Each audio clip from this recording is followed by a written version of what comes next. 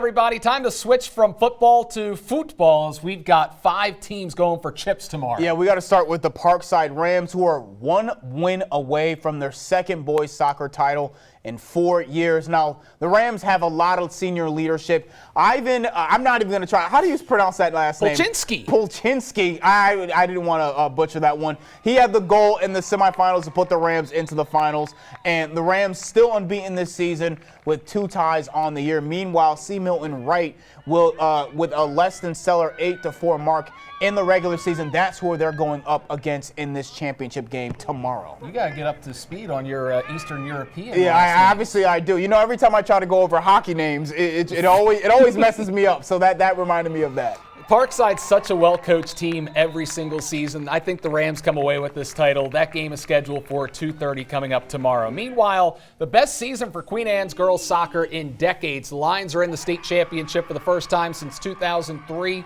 have a chance to win their first ever state championship in program history. The Lions had a dominant regular season, outscoring opponents 77-8.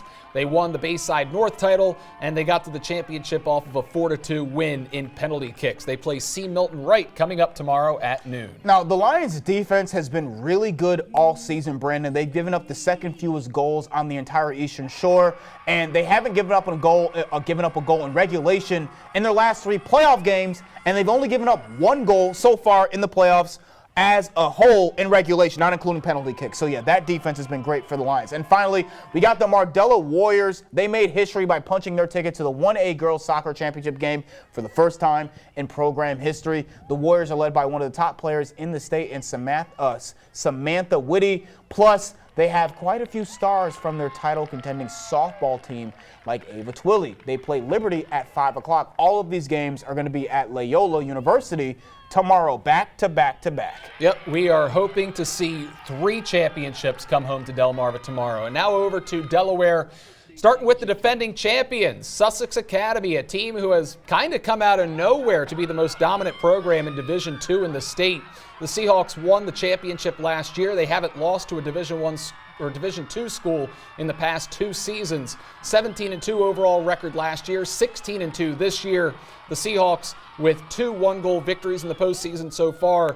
They play the 11 seed St. Andrews coming up tomorrow. Yeah, St. Andrews is definitely on their Cinderella run. They beat Conrad in penalty kick 6-5 in the last round, and they're 7-8 on the season. The Seahawks, on the other hand, you just talked about it, 16-2. They've been dominant, and I think that's large in part thanks to Andres Romero Nieto.